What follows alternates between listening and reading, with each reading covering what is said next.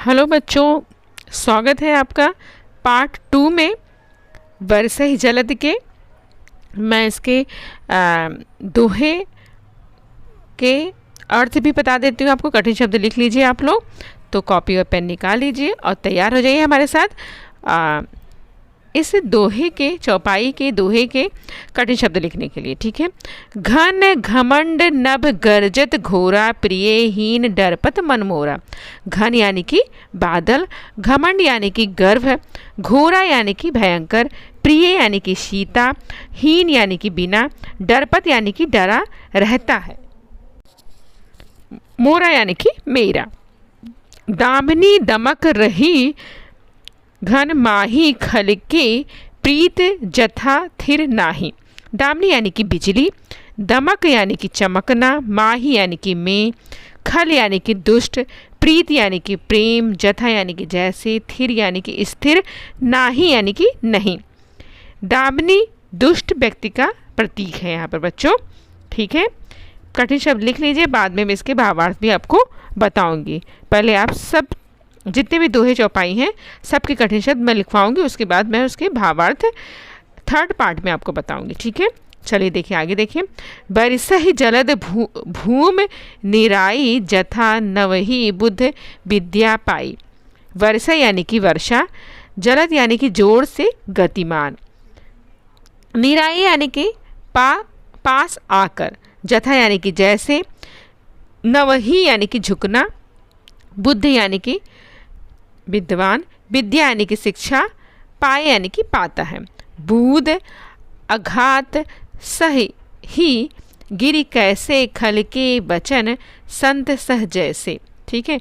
बूद यानी कि बूंदे, आघात यानी कि प्रहार, सह ही यानी कि सहते हैं, गिरि यानी कि पर्वत, कैसे यानी कि में, खल यानी कि दुष्ट, वचन यानी कि वचन, सह यानी कि सहते हैं।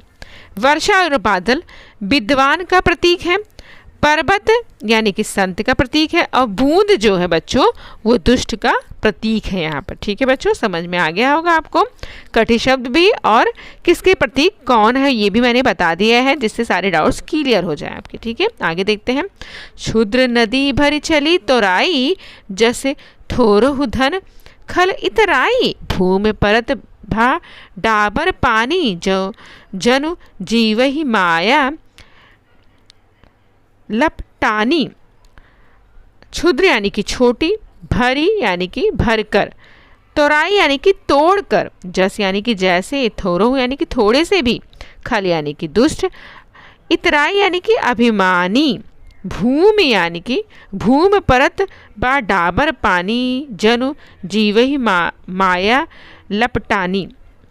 भूमि यानी कि जमीन, परत यानी कि पड़ता है, डाबर यानी कि मलिन, जनु यानी कि जैसे, जीव ही यानी कि क्षुद्र जीव, माया यानी कि मोह, लपटानी यानी कि पड़ता है। ठीक है बच्चों, समझ में आ गया होगा। यहाँ पर नदी दुष्ट व्यक्ति का प्रतीक है, बारिश का पानी जो है क्षुद्र जीव का प्रतीक है, और मलिन स्थान यहाँ पर माया का प्रतीक है बच्चों। ठीक है, समझ में आ गया होगा। चलिए आगे का देखते हैं हम लोग। सिमटि सिमटि जल भरही तलावा, जिम सद्गुण सज्जन पही आवा। सरिता जल जल निधि महु जाई, होई अचल जिम जीव हरि पाई। चलिए इसका कठिन शब्द देख लेते हैं बच्चों। समिट यानी कि समेट, समेट कर, जल यानी कि पानी, भरही यानी कि भरता है, तालावा यानी कि तालाब में, जिम यानी कि जैसे, सद्गुण यानी कि अच्छे गुण, सज्जन यानी कि सज्जन व्यक्ति को कहा गया है, पही यानी कि के पास आते हैं। ठीक है। सरिता यानी कि जल, सरिता यानी कि नदी, सरिता यानी कि नदी, जल यानी कि पानी, जल निधि यानी कि समुद्र, महु यानी कि मैं, जाई यानी कि जाता है, हो यानी कि होता है, अचल यानी कि स्थिर है, जिम यानी कि जैसे, जीव यानी कि जीव को कहा गया है बच्चों यहाँ पर। आगे देख लेते हैं। हरित भूमि तृण सकूल समुझी, परही नाही पंथ, जमी पाखंड विषाद ते लुप्त होई सदग्रंथ। ठीक है, इसके कठिन शब्द देख लेते हैं। हरित यानी कि हरी, भूम यानी कि पृथ्वी को कहा गया है, तृण यानी कि घास को कहा गया है बच्चों, सकूल यानी कि परिपूर्ण को कहा गया है, समुची यानी कि समझ में, और नाही यानी कि नहीं, पथ यानी कि रास्ता होता है। जिमी यानी कि जैसे, पाखंड यानी कि ढोंगी, विवाद यानी कि विचार से, लुफ्त यानी कि नष्ट, हो यानी कि हो गए, सदग्रंथ यानी कि अच्छे ग्रंथ को कहा गया है बच्चों। ठीक है, अब यहाँ प्रतीक किसका किसका है वो देख लेते हैं। हरियाली यानी कि पाखंड का प्रतीक है, और रास्ता यानी कि सदग्रंथ का प्रतीक बताया गया बच्चों। यहाँ पर ये सारी प्रतीक आप याद रखिएगा। आगे मैं दोहा में फिर से रिपीट करूँगी। इसके भावार्थ में चलिए देखते हैं। दादुर धुनि चहु दिशा सुआई, वेद पढ़त जनु वटु समुदायी। ठीक है बच्चों, इसका देख लेते हैं कठिन शब्द। दादुर यानी कि मेढक को कहा गया है, ध्वनि यानी कि ध्वनि को कहा गया है, चहु यानी कि चारों ओर, दिशा यानी कि दिशा, सुहाई यानी कि अच्छी लगती है, वेद यानी कि वेद, पढ़ई यानी कि पढ़ना, जनु यानी कि जैसे, पटु यानी कि बालक, और समुदाय यानी कि समुदाय को कहा गया है बच्चों। इसके कठिन शब्द समझ में आ रहे होंगे आपको। आगे देखते हैं। नौ पल्लव भय विपट अनेका, साधक मन जस मिले विवेका। इसके कठिन शब्द देख लेते बेटे। नौ यानी कि नए, पल्लव यानी कि कोपल, भय यानी कि हुए, विपट यानी कि वृक्ष, अनेका यानी कि अनेक, साधक यानी कि साधना करने वाले, जैसे यानी कि जैसे, मिले यानी कि मिलना, विवेक यानी कि विवेक को कहा गया है बच्चों। ठीक है, आगे देख लेते हैं। और भी कठिन शब्द हैं हमारे पास। अर्क जवास, जवास पात बिनु भयु, जस सुराज खल सुदयम गायु। ठीक है, इसके कठिन शब्द देख लेते हैं। मो, अर्क यानी कि मदार को कहा गया, मदार का पौधा होता है, जवास भी पौधा होता है, पात यानी कि पत्ते, बिनु यानी कि बिना, भय यानी कि हुए हैं, जस यानी कि जैसे, सुराज यानी कि अच्छा राज, खल यानी कि तुष्ट, उदयम यानी कि कार, गयु यानी कि खाना होना। ठीक है, रवाना होना को कहा गया, गयु यानी कि रवाना होना को कहा गया है बच्चों। चलिए देख लेते हैं इसके आगे के भी कठिन शब्द हम।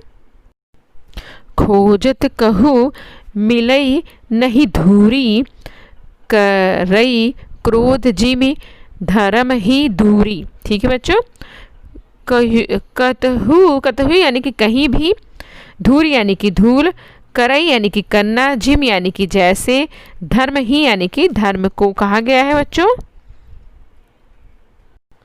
आगे देखते हैं। शशि संपन्न सोहि मही कैसी, उपकारी के संतति जैसी।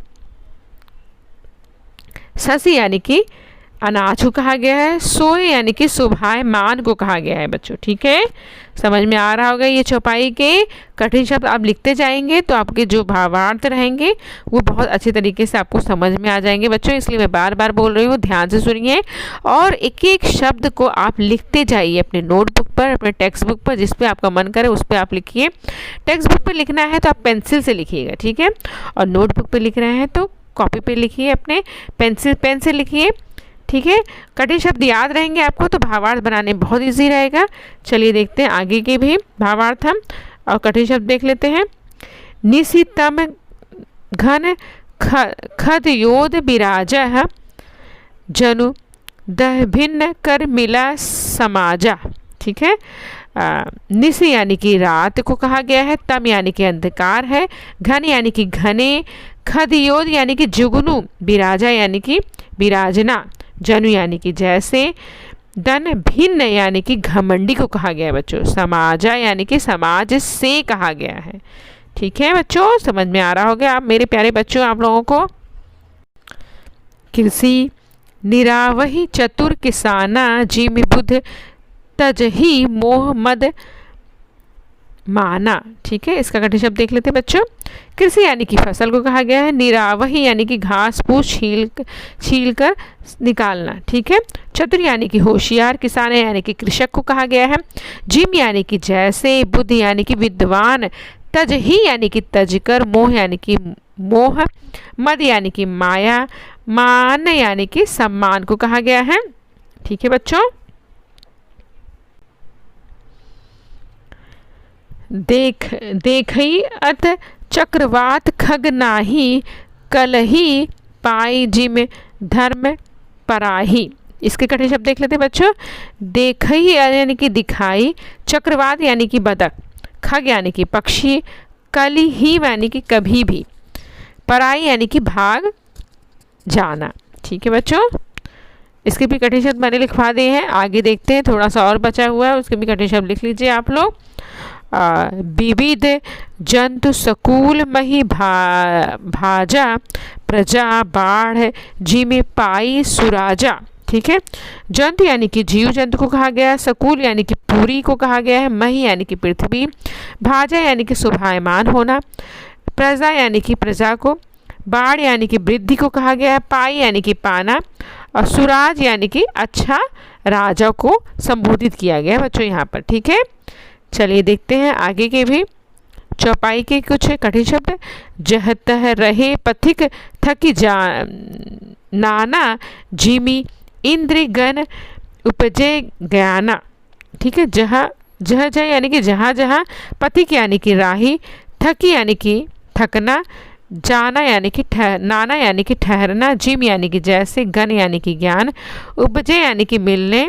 ज्ञान यानी कि जाना। ठीक है बच्चों, चलिए देखते हैं। उसके बाद हमारा जो है चौपाई ये ख़त्म हुआ है और इसके बाद फिर से हमारा दोहा आएगा। ठीक है। कबहू प्रबल बह मारुत। जहत मेघ बिलाही। जिम कपूत के उपजे कुल सदधर्म नसाही। ठीक है बच्चों, इसके कठिन शब्द देख लेते हैं हम लोग। कबहू यानी कि कभी कभी। प्रबल यानी कि जोर से बहना। मारुत यानी कि हवा को कहा गया है बच्चों। जहत है यानी कि जहाँ वहाँ। बिलाई यानी कि गायब होना। जिम यानी कि जैसे। कापुत यानी कि बुरा पुत्र। ठीक है। कुल यानी कि खानदान को कहा गया है। और सदधर्म यानी कि अच्छा धर्म, जैसे आपको पता ही होगा। नसाही यानी कि नष्ट होना। ठीक है, कुछ शब्द आप लोगों को पता ही होगा, आप लोग इतने होशियार हो, इतने अच्छे हो कि बच्चों को पता रहता है। ठीक है बच्चों, चलो आगे देखते हैं। और कबहू दिवस मह निबिड़ तम। कबहू प्रकट पतंग। बिन सई उपजई ज्ञान। जिम पाई कुसंग सुरंग। ठीक है बच्चों, इसके कठिन शब्द देख लेते हैं। निबिड़ यानी कि घोर घना। तम यानी कि अंधकार। कबहू यानी कि कभी। प्रकट यानी कि प्रकट। पतंग यानी कि सूरज को कहा गया बच्चों। बिन सही यानी कि नष्ट होना। और उपजाए यानी कि उपजना। जिम यानी कि जैसे। पाई यानी कि पाना। कुसंग यानी कि बुरा। सुसंग यानी कि अच्छी संगत को कहा गया है बच्चों। ठीक है, चलिए ये पार्ट 2 जो है यहाँ फिनिश होता है। पार्ट 3 में मैं आप लोगों को भावार्थ के साथ समझाऊंगी। ठीक है, 4 पार्ट में ये बन रहा है। थैंक यू सो मच बच्चों।